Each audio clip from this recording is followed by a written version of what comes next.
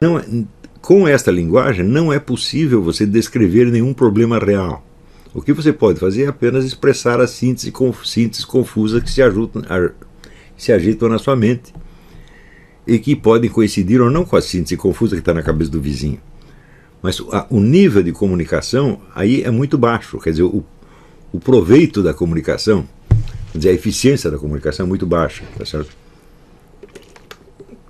Isso ainda é agravado pelo fato de que a sociedade brasileira é bombardeada de campanhas publicitárias destinadas a produzir nas pessoas certas reações emocionais, por exemplo, fazer as pessoas sempre se sentirem discriminadas, humilhadas, ofendidas.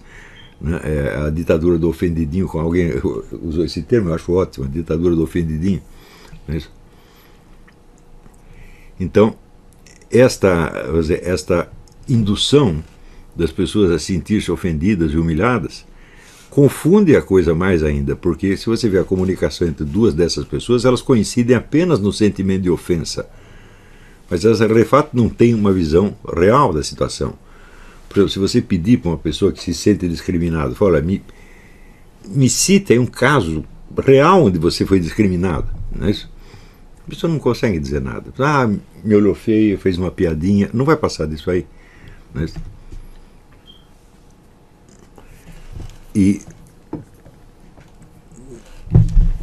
quando, vamos dizer, não só as conversações entre grupos humanos, mas um debate mais formal através de mídia, no parlamento, etc., chega a este ponto, é claro que a gente tem que desistir de prestar atenção nessa coisa, porque não dá para botar ordem mais. Não é simplesmente não é possível. Você chegou já no paroxismo, é uma conversa de loucos. E mais ainda tem a interferência de um outro fator, que são interesses políticos ou comerciais que estão em jogo e que levam o indivíduo a enfatizar certas coisas que lhe parecem ser do seu interesse e que vão confundir ainda mais o meio de campo. Por exemplo, nenhum responsável pela economia nacional tem muito interesse em mostrar o estado catastrófico em que ela está. Ele sempre vai enfatizar as realizações do presidente do governo, etc, etc. Bom, é normal que ele faça isso, mas eu pergunto, no pessoal que está ouvindo, alguém consegue distinguir qual é o coeficiente de mera propaganda e onde aquilo bate com a realidade? Fala, não, porque você vai opor apenas uma propaganda a outra propaganda. Tá certo? Este é o estado em que nós estamos. Ora, isso aí só pode ser consertado de um jeito, a partir da produção literária. As pessoas começarem a escrever de outras maneiras, começarem a forçar os seus leitores, tá certo? A acompanhar, seguir o fio da meada. Tá certo? Então, um aluno, o Londerson, falou, eu admiro a sua capacidade de fazer esses períodos longos, cheios de cláusulas, que fecha direitinho no fim. Eu falo, bom, mas eu faço isso de propósito para treinar as pessoas a pegar o fio da meada. Quer dizer, nós vamos ter que treinar o leitor, de certo modo. Veja que eu tive que criar o meu próprio público. Né? Quando eu comecei a escrever, eu falei, não existe ainda um público para isto. Né? Então eu vou ter que habituá-los a certas maneiras de expressar as coisas, e quando eles começarem a pegar, bom, daí eles vão entender o conteúdo, tá certo? E claro que eu tive que usar várias iscas para isso, quer dizer, tornar a coisa mais engraçada às vezes, ou mais atraente, ou às vezes mais escandalosa, para puxar a atenção dos sujeitos, fazer com que ele se fixe no desenrolar do argumento. Né? Eu muitas vezes percebi que muitos leitores às vezes não pegam o fio da meada de um simples artigo de jornal. Os meus artigos todos têm uma estrutura, têm uma ordem, tem como se fosse uma música interna que vai fechar nas frases finais. Tá certo? Então isso quer dizer que cada frase isolada não significa uma grande coisa fora desta estrutura. Ela tem que ser pesada dentro da obra em que está. Né? Hoje em dia eu já tenho muitos leitores capacitados para isso. Por quê? Porque eu mesmo os capacitei através deste curso. E quando o sujeito entra no curso, ele pergunta o que precisa ler, o que precisa fazer. Você não precisa fazer nada, você precisa sentar e ouvir. À medida que você vai ouvindo essas exposições e pegando, né, o fio da meada, pegando a unidade por baixo da coisa, você vai acabar reconhecendo a mesma coisa naquilo que você lê. Então, daí você está habilitado a ler coisas melhores. Isso é um efeito, vamos dizer, espontâneo da audição. Eu calculei as coisas para serem exatamente assim. Quer dizer que a pessoa, pelo simples fato de estar ouvindo a minha exposição e seguindo a ordem interna, ela vai desenvolvendo em si a capacidade intuitiva de captar outras ordens internas em outras coisas que ela ouça ou leia. Por isso também que eu recomendei muitas vezes para os meus alunos que ouçam música clássica e decorem. Então, sei lá, nós ouvimos uma sinfonia de Beethoven, nós guardamos uma frase musical ou outra que falou imediatamente ao nosso sentimento, tá certo? Principalmente aquelas em que o sujeito enuncia o tema, e quando entra nas variações a gente já se confunde, tá certo? E a gente guarda o tema e ponto final. Principalmente a Quinta Sinfonia de Beethoven, que são 4 notas todo mundo lembra, mas, a sinfonia continua e ela tem uma lógica interna, ela tem uma ordem, tem uma estrutura, e é isso que você tem que pegar. Não tem jeito de pegar, a não ser que você decore, a não ser que você seja Mozart, que ouviu uma vez, ele já tinha tudo na cabeça. Ninguém é assim. Então você vai ter que ouvir muitas vezes. É bom treinar isso com a música, porque é claro que é mais fácil você pegar uma ordem puramente auditiva do que uma ordem em que se articula uma ordem sonora com uma ordem semântica. Por exemplo, se você decora poesia numa língua que você não conhece, você acaba pegando a música da coisa. Pega lá, você não lê italiano, você lê um pedaço do Dante, ou não fala alemão, você lê um pedaço do Goethe ou Stefan Georg, tá certo? Se você lê várias vezes, você acaba pegando a ordem sonora interna, mas essa ordem está associada com uma outra ordem semântica, que é perfeitamente coerente com ela, mas que não se identifica com ela. Tá certo? Esta ordem semântica, por sua vez, remete a uma terceira ordem, que é a ordem da experiência que o indivíduo está falando. Experiência que já não é só subjetiva dele, mas que reflete algo do mundo. Na hora que você começou a pegar a articulação desses três, falou, bom, aí você começou a aprender a ler. Então você pega a harmonia e melodia do, sei lá, do soneto do Stefan Georg, depois você vê as palavras, o que querem dizer, tá certo? Começa cotejando uma com a outra, para você ver o peso recíproco das várias palavras usadas. Então você pega uma ordem semântica, e dessa ordem semântica se remete, vamos dizer, a uma experiência, a um conjunto de sensações ou sentimentos que o sujeito teve e que reflete algo do mundo real.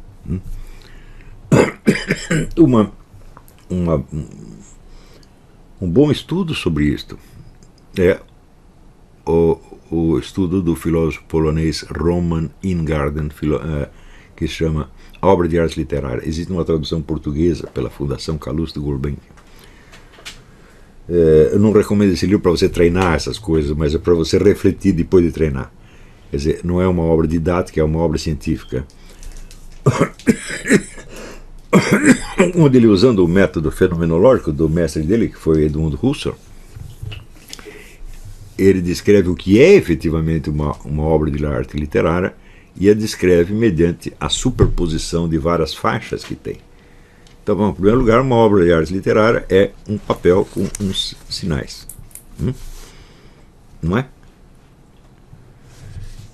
Esse papel, vamos dizer, ele é como se fosse uma pauta musical. A esta série de rabiscos e sinais gráficos corresponde o quê? Uma sequência sonora, que você pode identificar mesmo numa língua que você não conhece. Não é isto? Em cima disso você tem a ordem semântica e assim por diante. Então, a verdadeira leitura se dá quando você articula essas várias faixas e articula sem precisar pensar nela. Quer dizer, claro, primeiro você vai ter que fazer isso refletidamente muitas vezes e depois você vai automatizando e cria quase que fosse uma memória muscular. Se você pegar a nossa literatura até os anos 50, 60, você vê que todos os escritores se comunicavam nesse plano. Não havia nenhuma dificuldade de um ler o outro ler um. Porque todos tinham formação literária suficiente para isso. Então, claro que podia haver equívocos, tá certo? Mas no geral eles se entendiam, e hoje isso não acontece mais de jeito nenhum. Por isso é que quando as pessoas vêm falar dos problemas políticos do país, eu digo, olha, eu não conheço um problema político ou econômico do país que esteja expresso de maneira compreensível e que traduza algo da experiência efetiva. Você só vê chavões e slogans. Espera aí, tem alguém passando mal aqui. Espero que não seja por causa do que eu disse.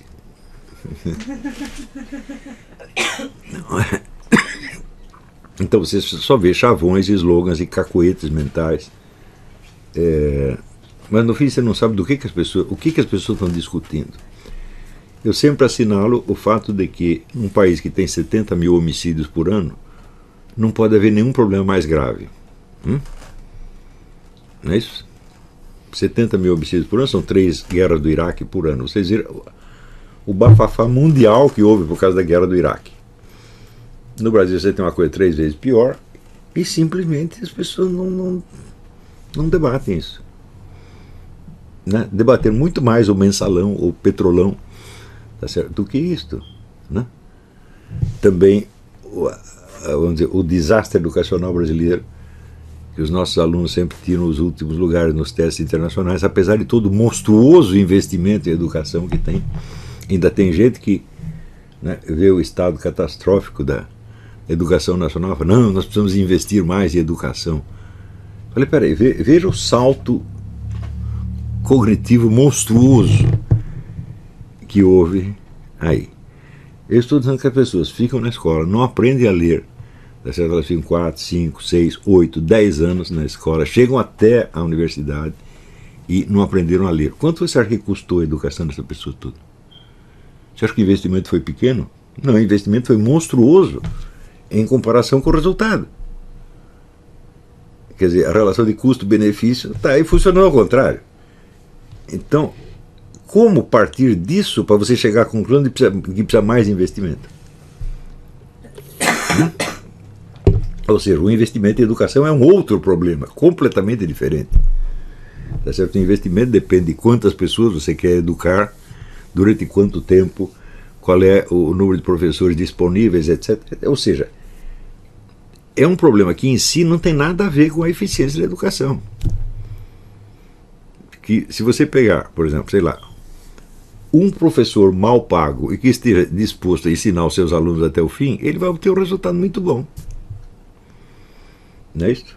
Eu vejo no caso da minha mãe. Minha mãe tinha só a escola primária. Ela escrevia com correção gramatical, desenhava maravilhosamente bem e talvez se lembrava com muita gratidão da sua professora da escola primária, que tinha lhe ensinado tudo isso aí. E ela tinha aprendido. Quanto você acha que essa professora ganhava? Você acha que numa escola do interior, escola no meio do pasto, tá certo? Essa escola tinha recursos financeiros? É claro que não. Então, uma coisa não depende da outra. Né? Existem no mundo inteiro empreendimentos de alfabetização que são realizados por pessoas voluntárias, não estão ganhando nada. Isso tem no mundo inteiro. Você vai lá, chega no meio do deserto, tem um carinha lá ensinando as pessoas a ler, às vezes não tem nem caderno, estão lá com uma lousinha na mão. E eles aprendem. Portanto, a relação entre educação e investimento em educação, ela é muito mais complexa do que parece. Não é uma coisa assim, uma ligação tão lógica quanto as pessoas veem. Elas veem isso porque elas estão pensando de uma maneira elíptica. Uma coisa salta para outra. Acostumou-se, quando se fala educação, fala-se em investimento em educação. E as coisas parecem vir juntas, mas elas não são a mesma. E a ligação entre elas não é nada óbvia. Então, se dizer para que o país investe pouco em educação, não, em função do resultado obtido, ele está investindo demais. Os professores são mal pagos, eu digo, em função do trabalho que eles fazem, eles estão sendo excessivamente bem pagos. Para fazer essa porcaria, não é para receber nada. Não é isso? Então, mas esta síntese confusa entre a educação e o investimento, isso está na cabeça de todo mundo. Agora, você bota um sujeito desse no Ministério da Educação, o que ele pode fazer? Aumentar mais a confusão, né? Então, por exemplo, nós temos que perguntar qual é a motivação que esses professores têm para educar os seus alunos. Eles estão a fim de educar mesmo os alunos? Né? Algum deles pensou nisso? Ou ele está pensando mais, vamos dizer, no seu salário, como eu sou miserável, como eu sou infeliz de pegar essa porcaria de emprego e assim por diante? Me parece que a maior parte dos professores tem uma motivação negativa. Ainda hoje em dia arriscado a apanhar dos seus alunos. Então, isso quer dizer que você não tem uma atmosfera sociocultural que favoreça a educação. Sem essa atmosfera, não adianta você investir em educação. Houve no Rio de Janeiro aquele tempo dos brizolões, em que o Brizola e o Darcy Ribeiro achavam que escola é uma questão de edifícios. Claro que eles tinham algum estímulo para pensar nisso da parte das empreiteiras, que queriam pegar contratos com o governo e que concordavam. Não, de fato, nós precisamos de melhores instalações, precisa ter um edifício assim assado, com um monte de computador, mais isso, mais aquilo, mais aquilo. Investimento estatal monstruoso. Tá certo? As pessoas que ganharam dinheiro com isso já gastaram dinheiro, estão felizes, cuidando da sua vida e tal, e a educação continua a mesma porcaria de antes. Agora, eu pergunto assim, como é possível? Quer dizer, o Darcy Ribeiro não era nenhum analfabeto. Como é possível um sujeito que é antropólogo formado, né, ele confundir o processo educacional com as instalações das escolas? Quando você vai ver todo o Oriente, na África, as pessoas dando aula na rua, né? E esses aluninhos que foram treinados na rua tiram classificações melhores nos testes internacionais do que os alunos brasileiros. Né? Então, é claro que está havendo um raciocínio de estereótipo aplicado sobre a realidade, se sobrepondo à realidade e impedindo as pessoas de enxergar o que está acontecendo. Então, isso aí é endêmico no Brasil, isso não depende de qual é o partido político, não depende de qual é a ideologia. Aliás, essa é outra coisa que a pessoa confunde enormemente no Brasil. E o sujeito, para ter uma ideologia, é preciso que ele seja capaz de acompanhar um discurso coerentemente até o fim. Né? O sujeito que adere a um slogan ou outro aqui não tem ideologia nenhuma, meu Deus do céu. A ideologia é um sistema de ideias. A ideologia tem que ser logicamente coerente interna. Ela pode ser, ela não bate com a realidade, mas internamente ela tem que ter uma coerência. Então, se você perguntar quantas das pessoas que se dizem de esquerda têm uma ideologia de esquerda, fala praticamente nenhuma. Eles têm 2 ou 3 slogans de esquerda que batem com as sínteses confusas que estão se agitando na sua própria alma e que puxam delas um sentimento de concordância e de solidariedade grupal. Isso é o máximo que tem. Se você perguntar, os deputados e senadores que se dizem de esquerda ou de direita, eles têm uma ideologia? Fala, não tem ideologia nenhuma, meu Deus do céu. O sujeito no Brasil, para chegar a ter uma ideologia, ele já é quase um gênio. Né? E também, veja, quando a gente fala da debacle educacional nacional, é claro que a tendência de muitos é culpar a esquerda. Eu digo, mas isso não começou com a esquerda, isso começou no tempo dos militares, meu Deus do céu. Portanto, o que causou tudo isso não foi um fator político ideológico, foi algum outro negócio que eu não sei bem o que é, mas que está profundamente arraigado na nossa cultura nacional e que tem que ser curado de qualquer maneira. Claro que o aproveitamento ideológico das escolas foi, como dizer, o golpe de misericórdia.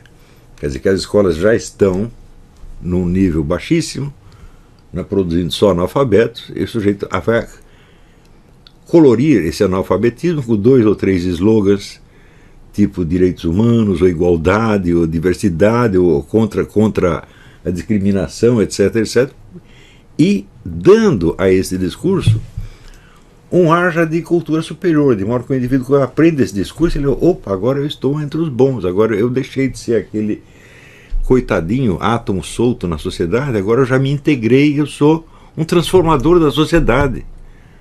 Não?